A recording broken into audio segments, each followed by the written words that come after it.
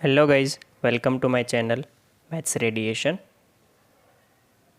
Hello guys, तो आज की वीडियो में हम देखने वाले हैं about tan x and tan inverse x। सो जैसे हम जानते हैं कि tan x की value sin x upon cos x ले सकते हैं।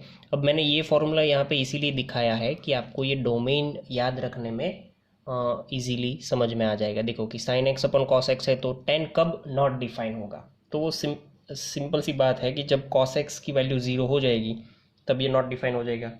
तो हमें पता है कि cos x की वैल्यू कब ज़ीरो होती है, every odd multiple of pi by to, right. कि cos पाई बाई टू की वैल्यू ज़ीरो होती है, वैसे ही cos 3 पाई बाई टू की वैल्यू भी ज़ीरो होती है।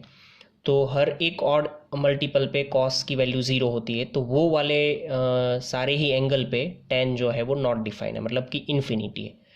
तो हमें डोमेन tan का क्या लेना है कि r minus 2n+1 pi by two to R, range जो है उसकी सारे ही रियल नंबर्स मिलेगी।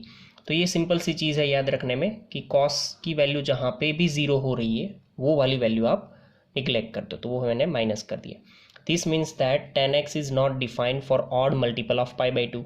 यस, हम जानते हैं if we restrict the domain of tan function to minus pi by two pi by two. देखो ये चीज़ अब नोटिस करनी है, यहाँ पे क्या लिया है मैंने, minus pi by two pi by to, but open interval है। तो ये याद रखने में आसानी होगी।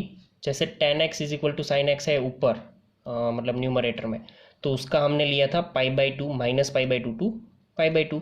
तो यहाँ पे सिंपल सा चेंज है, minus pi by two pi by two ही लेना है बट ओपन इंटरवल। अब क्यों नहीं ये करना है वो समझाने की ज़रूरत नहीं है।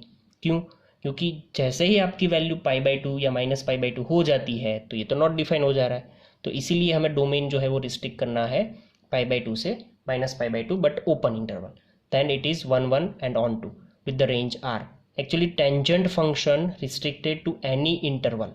इसके अलावा भी और सारे बहुत सारे इंटरवल है, बस ध्यान ये रखना है कि साइन में जो था वही है यहाँ पे भी, बट ये जो इंटरवल है वो हमें ओपन रखने हैं, राइट। मतलब कि जो एंड पॉइंट है वो काउंट नहीं करने।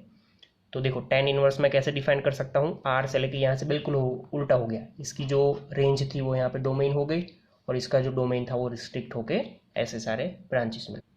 तो इसमें से ये जो रेड बॉक्स बनाया है that is we know that क्या है ये, प्रिंसिपल वैल्यू ब्रांच।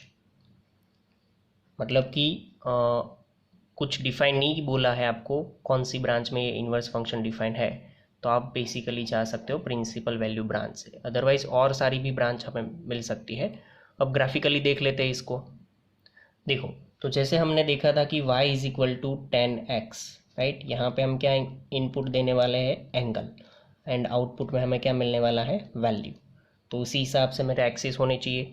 तो एक्स एक्सिस पे सारे ही एंगल है, वाई एक्सिस पे वैल्यू है। तो अब इसको नोटिस कैसे करना है, जैसे यहाँ पे बताया था वैसे minus pi by two pi by two. तो minus pi by two pi by two में इसको नोटिस करो।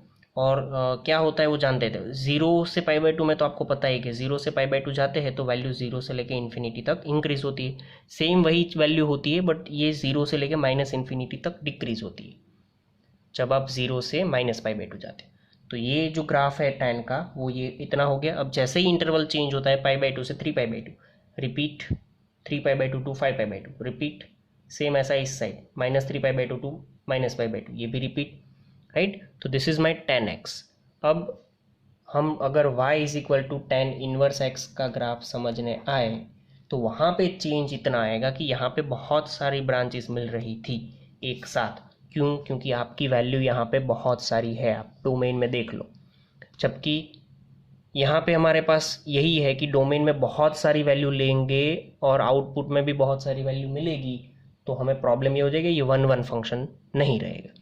तो इसीलिए हमने क्या किया है कि ये इसका रेंज जो है, मतलब इसका जो डोमेन था वो रिस्ट्रिक्ट करके इधर लगा दिया है।